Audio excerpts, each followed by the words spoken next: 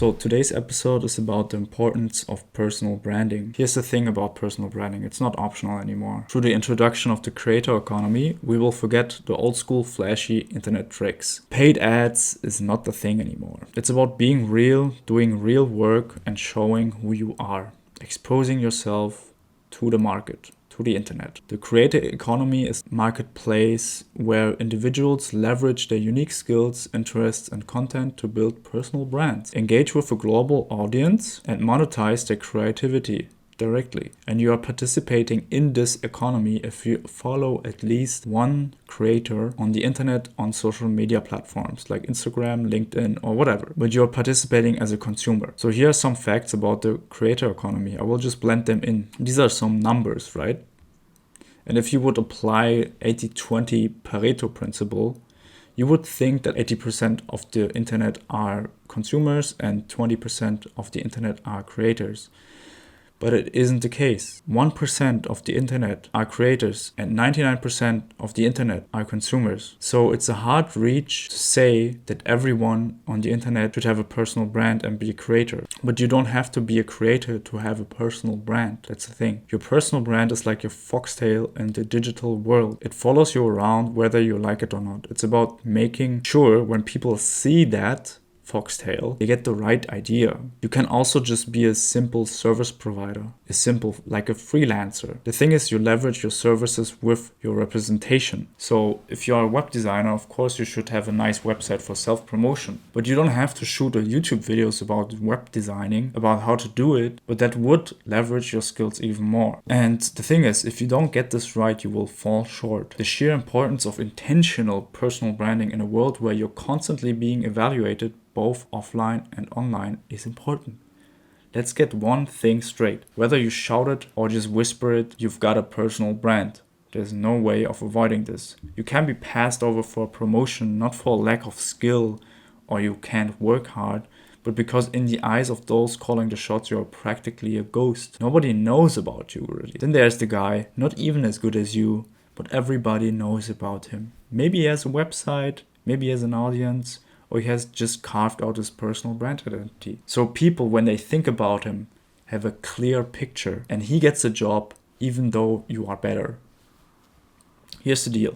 In the game of careers, with a competitive market, being good just doesn't cut it anymore. Everyone's good. Well, not so much, but at certain levels, yes. What sets you apart is your personal brand, the you that you choose to put out there. Your reputation is what people think about based on what they see. Your personal brand, that's a story you want to tell, the values you parade, the colors you choose to paint yourself with. It's about making yourself seen, but in a way that's true to who you are and where you want to be heading. And in the end, you are best off when your reputation and personal branding match. Building your personal brand is about getting real with yourself, figuring out what gets you out of bed in the morning, what skills you're proud to shout about, and what dreams you're chasing. It's about marrying those truths with the image you project outward. Your personal brand is your reputation, and your reputation in perpetuity is the foundation of your career. In today's digital age, a personal website can be a game changer, I'll tell you. With most employers, sneaking a peek online before making their picks, having your own corner of the internet where you control the narrative can make all the difference. It is not so much about getting the job too, it's about carving out your space or digital real estate in the world, making a mark that's unmistakably you. Here's the thing, not every place is going to be right for you, and that's okay. It's better to stick to your guns and wait for a fit that celebrates who you are rather than twist yourself into knots, trying to fit into a mold that's not meant for you. Trust me, been there and done that, and it's not a good place to be in. This is about getting ahead in the game, forging a path that's true to you, about becoming a character that you're proud to play day in and day out.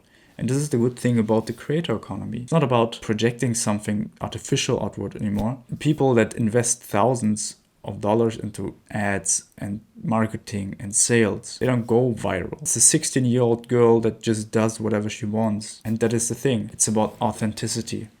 So let's roll up our sleeves and get to work on crafting a personal brand that's as authentic as you are. So how do we define our purpose? This is about articulating our North Star. What direction guides you in reality?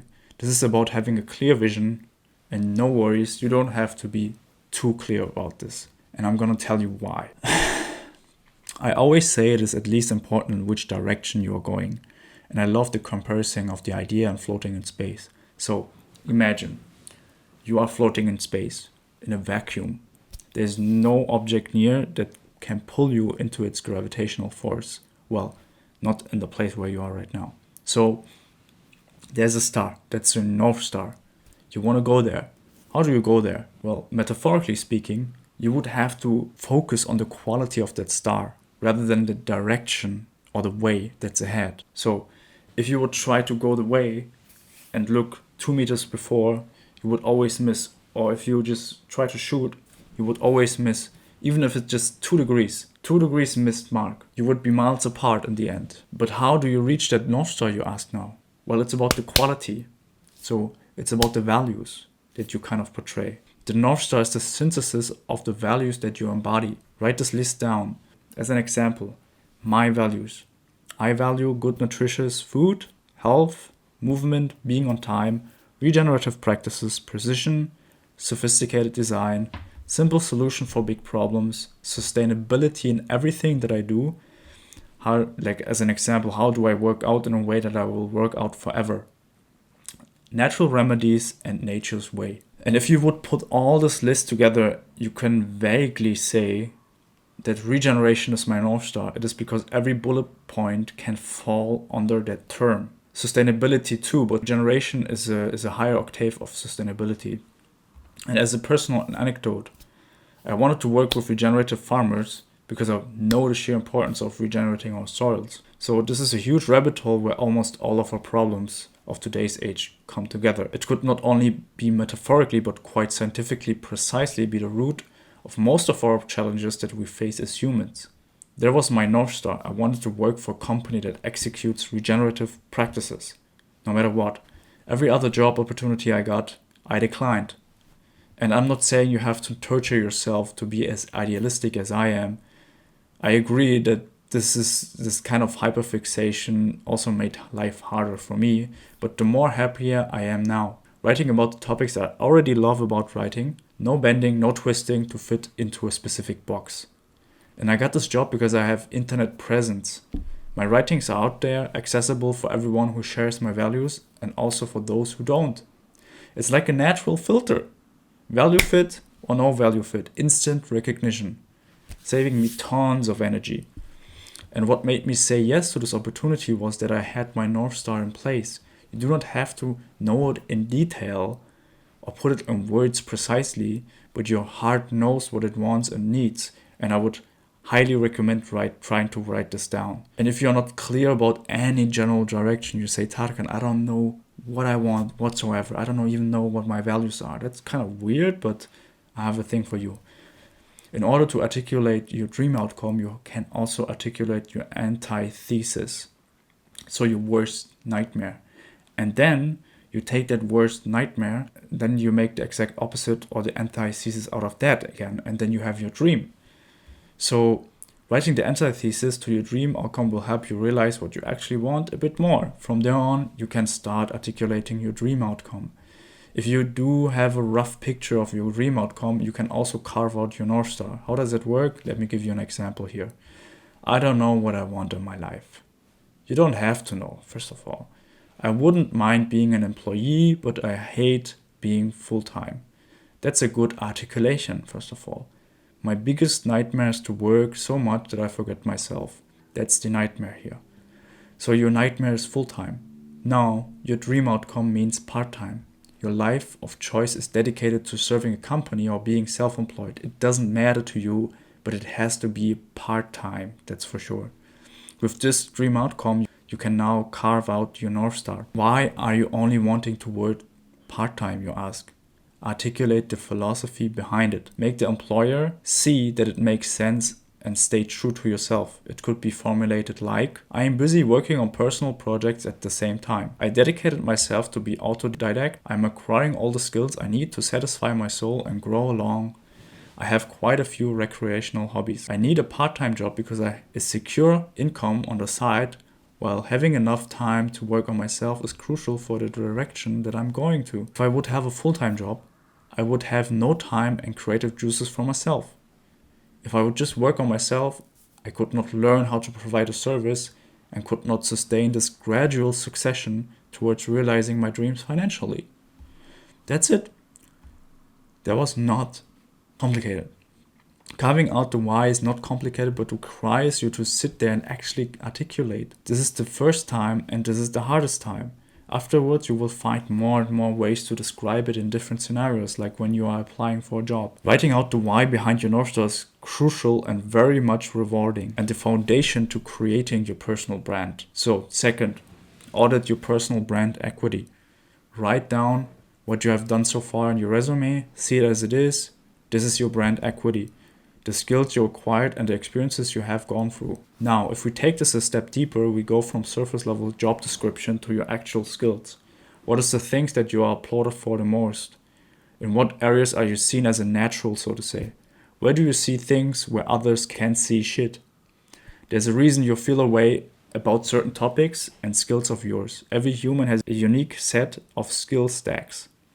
You are the only human that has this combination of skills on earth. And these passions, skills, hobbies, or insight can be whatever. Can be very random combination. Maybe you are a cook, but also a software engineer.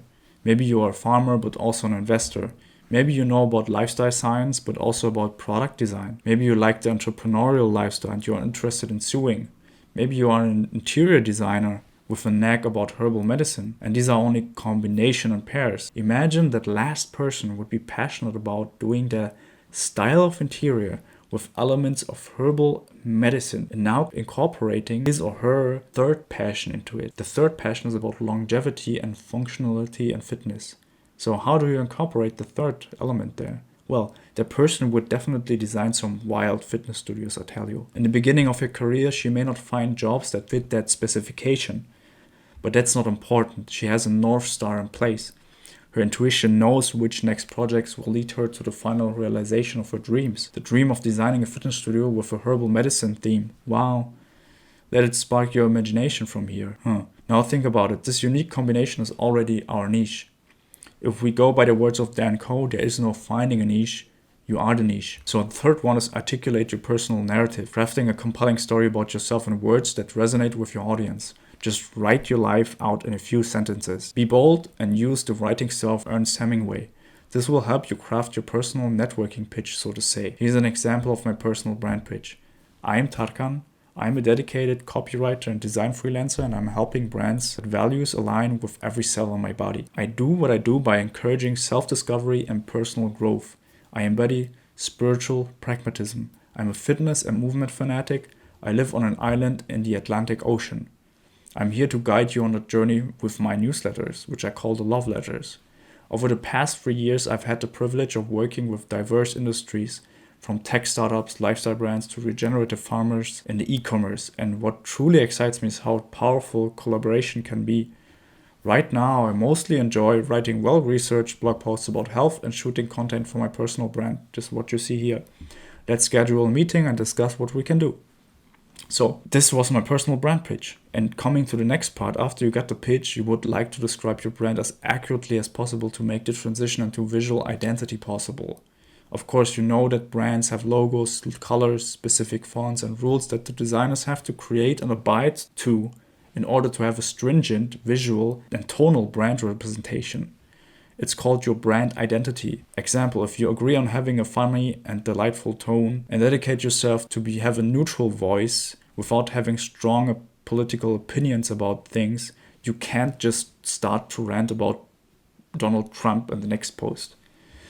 Keep your tone, and at best you articulate your tone. And this is more important for business brands, not so much about personal brands, because personal brands are way freer here. And as an example, here's the tone I describe for the company I work with.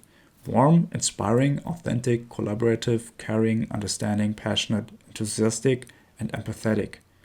I use this prompt for every writing I perform in their blog post or for the content of their commerce pages.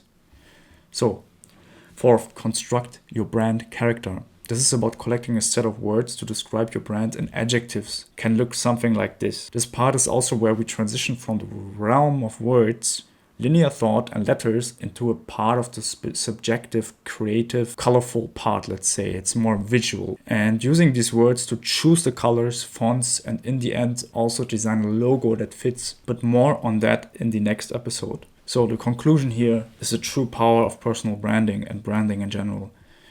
Thinking you don't need makes life harder than it should be. You might stumble upon some exciting path, but chances are you'll miss the destinations that truly align with who you are and where you want to go. So the more you articulate who you are, the more precise the universe can answer to that outward projection. Think of intentional branding not as a chore, but as a multiplier guiding you through the professional cosmos towards opportunities that resonate with your core. In crafting your personal brand, you're not just setting yourself up for professional success, you're igniting a deeper journey of self-discovery, authenticity, and self-inquiry. It's a path that demands honesty, bravery, and sometimes a leap into the unknown. But that's how it is. And it's also a path that rewards you with a life lived on your own terms, enriched with purpose and passion. So if you don't do this, people will project their image onto you. The more you define your image, the more life, the energy saving people have it with you because they already know where you are. So in this grand narrative of your life, you're both the author and the hero. Write a story that you will be proud to tell, one that resonates with the essence of who you are and echoes into the legacy you wish to leave behind.